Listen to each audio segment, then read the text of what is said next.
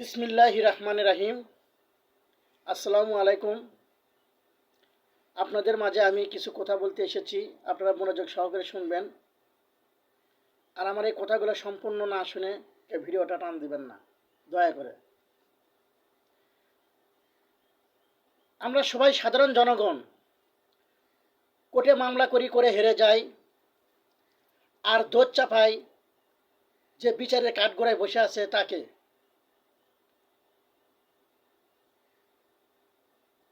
যে বলি যে কোর্টে কোনো বিচার হয় না, এটা মিথ্যে কথা ভাই। এটা কি একদম মিথ্যে কথা। কারণ বর্তমান যারা স্বার্থপর উকিল, এরা মানুষকে হয়রানি করে, সত্য কথাকে মিথ্যা আর মিথ্যা কথাকে সত্য বলিয়ে যারা মামলা সাজিয়ে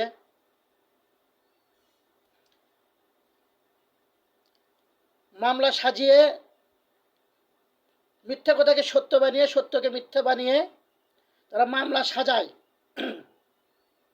তারা কখনো ওই মামলায় জিততে পারবে না। তাই আমি আপনাদেরকে বলছি, সত্যর জয় সবসময় হয়। অতএব সত্য কথা বলবেন, সত্য কথা দিয়েই মামলা সাজাবেন।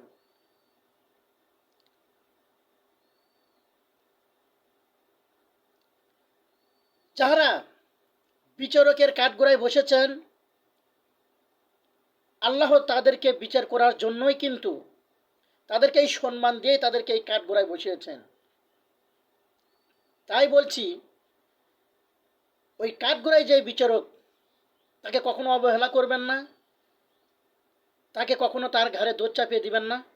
কারণ হচ্ছে, আমরা অসৎ যে উকিল দ্বারাই যে মামলাটা সাজাই মিথ্যে কথা বলে, তাহলে ওই মিথ্যে কথা দিয়ে কেমন করে ওই বিচারক ওই মামলাটাই তাকে জিতিয়ে দিবে।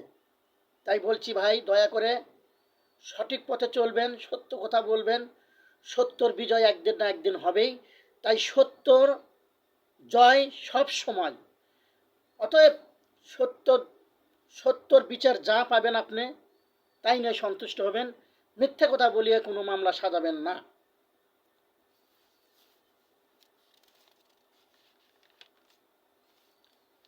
তাই আমার এই স্বাধীন সোনার বাংলাদেশকে এবং দেশের বিচারকদেরকে সঠিক তথ্য না জানিয়ে কোনো বিচারকদেরকে দোষী করবেন না। কিছু অসাধু উকিলদের কথাই মিথ্যে কোনো কথা বলে মামলা আর্জি করবেন না। আমি ছোট থেকে শুনেছি, মিথ্যে কথা না বললে নাকি মামলায় জেতা যায় না। এটা ভুল ভাই, একদম মিথ্যে কথা। সত্যর জয় হবেই যদি আপনার যে উকিল, সে যদি সৎ ইমানদার, যে উকিল সৎ এবং ইমানদার ও তার দিলে মৃত্যুর ভয় আছে, তাহলে সেই উকিল দ্বারাই আপনি অবশ্যই সেই দোষীর বিচার আপনি অবশ্যই পাবেন। যদি আপনি প্রথমেই এই চিটা ধানের বিচুন দিয়ে যদি আপনি ফসল ফলান, তাহলে আপনি নিজেই তো বুঝতে পারবেন যে চিটা ধানের বিচুন দিয়ে ফসল ফলালে আপনি কি ধান পাবেন ভাই? কখনো পাবেন না। তাহলে আপনি নিজেই বুঝেন। তাই শুধু আমরা কিন্তু আল্লাহকে দোষ দেই যে আমার এই ফলনে ধান পেলাম না। আপনি নিজেই তো চিটা দিয়ে বিচুন ফলাচ্ছেন, তাহলে আপনি ধান কেমন করে পাবেন? আল্লাহকে দোষ দিয়ে কোনো লাভ আছে ভাই? কোনো লাভ নাই। সেটাই আমি আপনাকে বোঝাচ্ছি যে এমন একটা উকিল দিয়ে মামলাটা সাজান, আরও 10 জনের কাছ থেকে শুনেন যে সেই উকিলটা কেমন। আপনি অসৎ উকিল দিয়ে মামলা সাজিয়ে মামলায় হারিয়ে যাবেন, আর দোষ দিবেন ওই কাঠগড়ার বিচারকদেরকে দোষ দিয়েন না। আমাদের এই স্বাধীন সোনার বাংলার সকল মানুষ খারাপ না। এখনো ভালো মানুষ আছে বলে আমরা দুই বেলা দুই মুঠো ভাত এখনো আমাদের পেটে জুটে।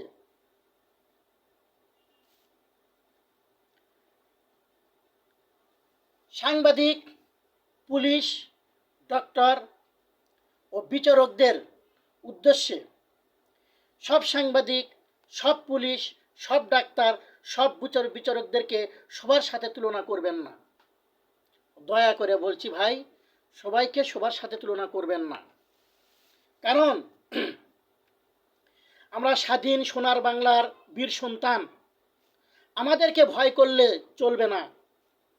কারণ আমরা সাধারণ মানুষ যদি অন্যায়ের প্রতিবাদ না করি, তাহলে ইমানদার পুলিশ, ইমানদার ডাক্তার, ইমানদার সাংবাদিক ও ইমানদার ওই কাঠগড়ার যে বিচারক কেমন করে সেই সত্যর বিচার করবে আমি বুঝি না। তাই আসুন আমরা সবাই সৎ বিচারকদেরকে সৎ বিচার পাওয়ার জন্য অসৎ পুলিশ, অসৎ ডাক্তার, অসৎ বিচারকদের ও অসৎ সাংবাদিকদের